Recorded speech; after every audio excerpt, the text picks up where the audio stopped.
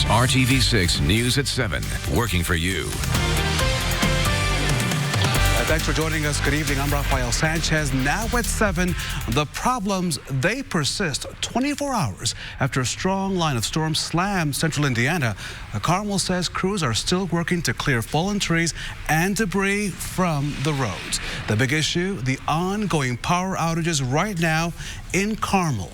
More than 8,000 homes and businesses are still waiting for their electricity to be restored tonight, and many of those locations are in the Carmel area. If you're dealing with storm cleanup on your property, a few things to remember. Carmel lets you throw away 20 extra bags of landscaping waste for free during April and May. City crews only remove private trees that are blocking public roads. You can get in touch with Republic Services in order to get a dumpster if you're dealing with a huge amount of debris. And remember, the Better Business Bureau's website lets you check out the ratings for contractors or companies offering help after a storm. You can find out all of that information on our website at theindychannel.com. We have been dodging rain all month. It has been a wet one. You know it. He knows it. Storm Team 6 meteorologist Cal Mounts with what you can expect this weekend. Can you stop the rain? For at least half of the weekend, we're looking pretty good out there across central Indiana tomorrow. Tonight, we've got a couple of isolated pockets out there, but a far cry from where we were this time yesterday. Really got to look pretty close here on Storm Team 6 radar for any rain moving through Marion, Indiana right now, and also around Kokomo, portions of Howard County. This has kind of been where we've had occasional showers this evening. Nothing severe, but technically we still have that marginal risk over the northeastern half of the state that we could see a storm pulse up here with some gusty winds, possibly some hail. But I think that is a very, very low threat at this point. Most areas are going to stay dry with mostly cloudy skies, and those temperatures still on the mild side. We're talking about 70 degrees at 11 o'clock tonight with a south breeze at 5 to 10 miles per hour. Kicking off your weekend, maybe you're heading off to IMS for qualifications tomorrow. We'll have those temperatures 67 at 8 a.m., 75 by 10 a.m. So a pretty quick warm up. We're going to talk more about that. Also that Sunday storm threat and a cool down for next week. Kyle, thank you so much. We're waiting to learn more about a major announcement from the NBA and the Pacers. Tyreke Evans has been dismissed from the league for violating its anti-drug policy. According to NBA.com, Evans is eligible to apply for reinstatement in 2 years. The Pacers say they take the situation seriously and will reach out to Evans to offer support. Evans signed with the Pacers in July of last year. A homeowner is getting some help after turning to RTV6 with a problem. She hasn't been able to send mail because her mailbox was knocked down, but it gets worse. Now, she couldn't fix it because of a buried cable line. RTV6's Stephanie Wade got involved, and she got results. This homeowner is feeling helpless. You can see where this line is buried here. It's really only about 2 inches away from this mailbox. Neither the homeowner nor the mailbox company feel comfortable replacing it until this line is moved. I'm going to hit a line and damage it, and they're going to come out and hold me responsible for replacing it, and I have no idea what that would cost. I just know that under my circumstances right now, I cannot afford the extra expense. Marlene Woodcock has had to replace her mailbox before. She lives around a curve in her neighborhood, and people accidentally hit it all the time. But she hasn't been able to get this one replaced because a Comcast Xfinity cable line was recently buried underneath in the wintertime. She's afraid she'll hit it and have to pay up. There's no way that anyone wants to take that out and be responsible for the consequences. I reached out to Comcast myself today to see if they'll help her. Crews came by to check it out, and they tell me they're now going to move the line 2 feet back from the mailbox for Marlene, and will have this fixed within 48 hours. Working for you tonight, Stephanie Wade, RTV6. Stephanie Wade getting results. Frustrated drivers reach out to RTV6 after multiple experiences with broken down elevators in a downtown parking garage here in Indy. The garage right across from the State House and operated by Circle Center Mall. It's 10 stories high, which means that drivers who park on the top floors are frustrated that there's no prior warning that the elevators are not working, and there's no signs directing the people to the elevators that are working. After RTV6 began asking questions, the mall says it's going to start putting signs where drivers can see them before parking. And they're working on repairing the elevator that is still not running tonight. If you have a problem, connect with us. Email us at workingforyou@rtv6.com. We'll push for answers and solutions for you. The city wants to take over an East Side apartment complex that's been condemned for almost 5 years. And since then, Oak Tree Apartments near 42nd Street and Post Road has become known as a magnet for crime and vandalism. The Indianapolis Department of Metropolitan Development filed a lawsuit to acquire the complex under eminent domain. The owner of Oak Tree opposes the city from getting their property. The city wants to demolish the complex and redevelop that site. An attempt to make a point about school safety. It backfires for a teacher in Massachusetts. At first, Alfred Purcell claimed he found the bullet in a stairwell. Later, he told police he brought the bullet himself to, quote, prove to the school that they needed to get metal detectors. In court, Purcell's defense attorney claimed there was no such admission. The school was placed on lockdown when police found that bullet. The teacher is now facing several criminal charges. Fast Friday at the Speedway lived up to its billing today. The speeds went up as the teams get ready for qualifying tomorrow. Up next, Trackside 6 with Dave First and Tony Kanaan. But first, let's check in with Kyle. Yeah, we've got some summer-like conditions across central Indiana. More of that to come to start the weekend, but check out Chicago right now in the 40s. We'll talk about that temperature transition for us and some stormy weather for your Sunday. You're watching RTV6 News at 7. RTV6 is working for you. From the Indianapolis Motor Speedway, this is Trackside 6. The news at 7 rolls on here on a fast Friday at the Indianapolis Motor Speedway. At 6 o'clock, you gave it a thumbs up, right? It was a good day. It was a fast day for sure. Yep. Connor Daly went out late. He had a big toe and then put down a lap at 231 miles an hour. We're not going to see that tomorrow in qualifying. Well, I hope not, otherwise we're done. You might be dealing with the last row party. Yeah, exactly. What were you guys working on? Today we tried to run a little bit in each condition. Early in the morning, at 11, right. Then at 3, then at 6, because you don't know what number you're going to draw. Right. So now you know more or less the temperature, you know what's going to happen. You think you know what's going to happen, then you get ready for it. It's the advantage goes to those who are going to go out early tomorrow and qualify. 100%. Early is always better. Yeah. Do you feel pretty confident about it? You and Mateus laced out there. And we feel good. We had a very rough start of the season. I'm not going to sit here and say we have a car to put it on the pole. I don't think we do. Right. That wasn't even what we focus on. We have a good race car. I believe if we do qualify in the top 14, which is, the first half of the field, you'll take it. We're golden. Yeah. We started 11th when I won. So. And that position will be set come race day a week from Sunday. More at 11. Good luck tomorrow. Thank you. Tony Kanaan, Dave First. The news at 7, rolling along. TK, good luck. It is a 500 Fashion Friday in Indianapolis. Thus, we are dressed in our checkered black and white. We got it. We are fashionable. We have our umbrellas on standby to match our outfits. Yeah, isolated chance for this evening, and then the second half of the weekend looks a little soggy for us. So we'll get into that forecast. But out there this afternoon and this evening, we have temperatures that range from 73 right now in Peru to the middle 80s in Bedford, and right in between Rushville, Indianapolis in the upper 70s. Now, we do have a couple of showers out there, even a little bit of lightning that's been detected here recently, but not severe, just north of Hartford City.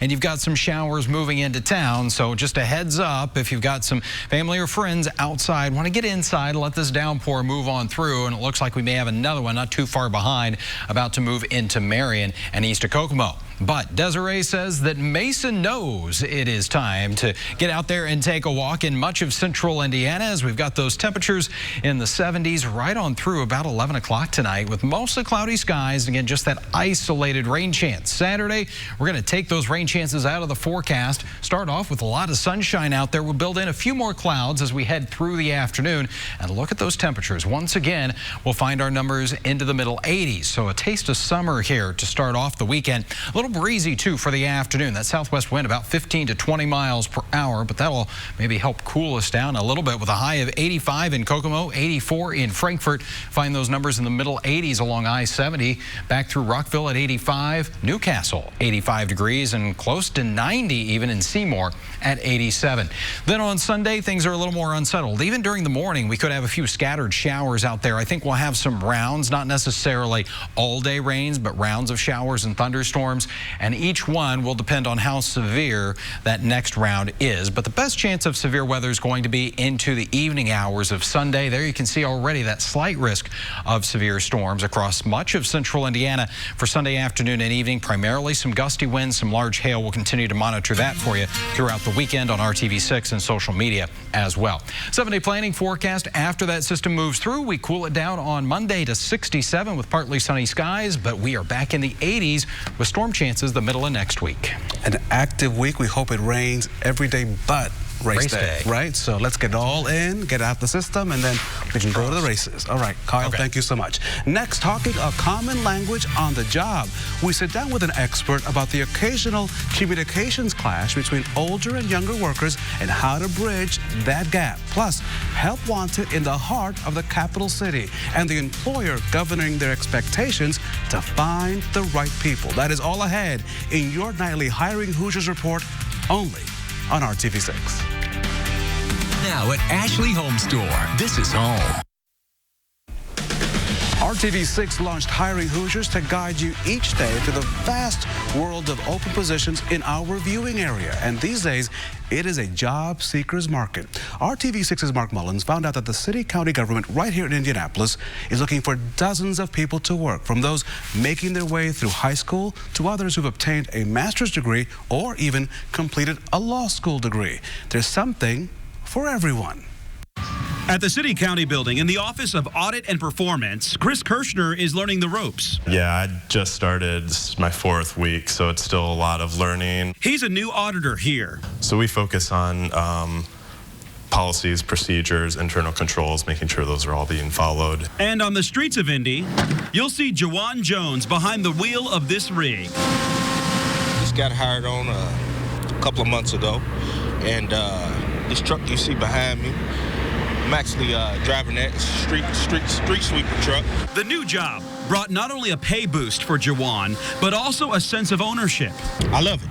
I love it. I was born and raised here, so it gives me great pride to kind of clean up the city that, you know, I was raised in. Chris and Jawan have never met. One wears a tie to work. One needs a commercial driver's license. But they're both new hires for the Indianapolis City County government.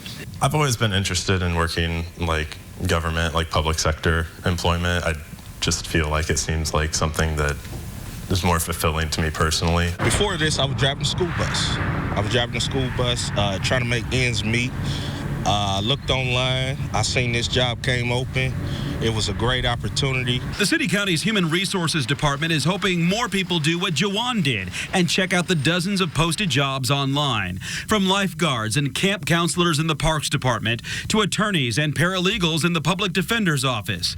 The City County needs police and correctional officers and also grant writers and maintenance operations technicians to help patch potholes for the Department of Public Works. The open jobs run the gamut. So we are definitely open. We're definitely looking.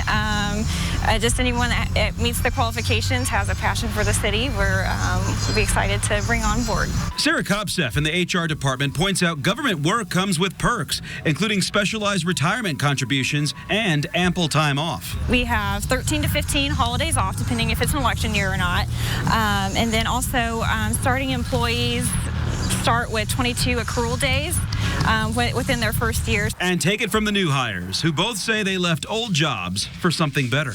I wouldn't necessarily call it a job. I would call it a career. Yeah, I'm definitely happy with the change. Mark Mullins, RTV6. Mark, thank you so much. Some things to keep in mind. You must be a Marion County resident to work for the city-county government in Indianapolis. So when checking out the jobs, keep in mind the range of skills vary from high school diploma to master's and law degrees. The city-county's HR department says full-time positions start well above the minimum wage at $13 an hour, and then go up from there. We've provided a link to the City County Jobs page. Just go to our website, hiringhoosiers.com, and click on this story. So you may find yourself working with someone who is decades older or younger than you. So how do you all work toward the same goal when you don't always speak the same language? I sat down with a local expert who's holding a workshop next week to break down the communications clash. Joining us now, Carolyn Gerner with Leadership Johnson County at Franklin College. Welcome. You're leading off a big discussion on generational differences. Yes. What is that all about? Well, each generation has a different idea about how the world works. They have a different reality based on what happened to them when they were young, when the world was evolving to them. So some folks might see work as lifetime employment, and others people might see work as a gig economy based on whatever happened while they were kind of forming their views of what the world is. So you are targeting, though, what I would consider the younger worker. Yes. And who is that? Is that 18 to 30? Help me here. Actually, we're looking at millennials, and right now they're going to be 21 to roughly their mid-30s. And that group of individuals has a really different perspective even than the next group coming up through high school and college, which we're calling Generation Z. So the idea with the millennials is that they were raised in a very task-focused environment. And so work for them is, I do this at 4 o'clock and this at 3 o'clock and this at 2 o'clock. And while that's really efficient, it's not the way that work works. And so consequently, one of the things that we're trying to do is share with them the way that older generations view what it means to work a full day. And I will let you define old, because I'm always very careful, right? We have to be careful, I take that personally as well. So how do we describe the veteran workforce? Our veteran workforce is going to be the baby boomers, which is roughly 1962 and back in terms of when they were born. And then our Generation X will be the folks between the millennials and the baby boomers. So is this workshop really about helping the younger kids learn how to talk to their older counterparts? Yes. Because they're talking two different languages. They are. One is on Venus and one is on Mars. It's exactly the same kind of idea where it feels like a different language because the assumptions are so different. So give me an example. So how is a millennial talking to someone who is much older in life? Well, I think there's a couple of things I could give you there. One would be the idea that I am getting very friendly by calling you by your first name, being very casual, trying to make you feel comfortable. Whereas a baby boomer will take that as an affront, that you're not taking the conversation seriously enough, or you're not taking the customer service seriously enough. And despite baby boomers being very friendly, there's a sense of formality that we enjoy. So do I need to say sir and ma'am, or Mr. Jones and Mrs. Jones? What do I say? Mr. and Mrs. would be fine. So don't call you Barb or thank you. Or Jim, right? Exactly. Right. And it's one of those assumptions about what is friendly that is really different across the generations, because as talkative and friendly as boomers are, we still like a little bit of acknowledgement of our status. Now, all of this is very vital, because when you are in a workplace, the culture demands a common language. Otherwise, right, production doesn't get done, or you could miss something that is key. So it's very important for everyone to speak that same language. Yes, and basically organizational culture is right now being set by the folks who have been there longest, and that's the older generations. And so part of what this workshop will do is help the younger people understand why the values in the company are what they are. So what is it that really is behind the fact that this is the way that we treat customers, or the fact that this is the way we package information? Let's connect with you on this great workshop. What is the date, time, and how do I get involved? It is Monday, May the 20th on the Franklin College campus in Franklin, Indiana. We start at 9 a.m. and you can see the pricing on your screen. To register, please go to leadershipjohnsoncounty.org and you will see the link there to sign yourself up for the program. Yeah, I've heard of Franklin College. It's a nice place. That's what I hear. They're pretty good alums. Yeah, they have good alums. That's what I hear as well. Carolyn Gerner with Leadership Johnson County at Franklin College. Thank you so much. Thank you. Best of luck. Thank you. It'll be fun. For more information and how to register, go to our website, hiringhoosiers.com. Go to our career resources section. You'll get all the information you need. You're watching the news at 7 on RTV6. Monday on Good Morning Indiana. We're going to be looking for about 150 additional bus drivers. Why Indigo doesn't just want you on their buses, but needs you in the driver's seat. You can win my car. Be the 6th caller at 6 a.m. for your chance to win. Honda. The only name you need to know. As we take a live look outside, getting ready for that beautiful sunset. Of course, a big weekend in Indianapolis tomorrow and the big race then the next week as we get ready for Memorial Day weekend. We are watching that forecast. Encouraging new employment numbers out for Indiana today, though there were job losses in a couple of key industries. The numbers for April show the unemployment rate at 3.6%, which matched the national average. And there were losses in financial activities of 600 jobs, a decrease of 400 jobs in manufacturing. While there were some gains, of course, in leisure and hospitality by some 1,600 jobs and an increase in jobs in construction by 1,100 jobs. Those are the latest job numbers. But your numbers are the ones that matter this weekend. And they're going to be a little bit on the high side here, especially as we start off that weekend for your Saturday. Numbers once again going to make their way into the 80s. Out there this evening, a couple of those isolated rumbles of thunder, mainly around Marion, Indiana, toward Hartford City and Portland. Most of us will be staying dry. That continues into tomorrow. Thanks for making RTV6 your choice for news. Our next newscast tonight at 11. Have a great weekend.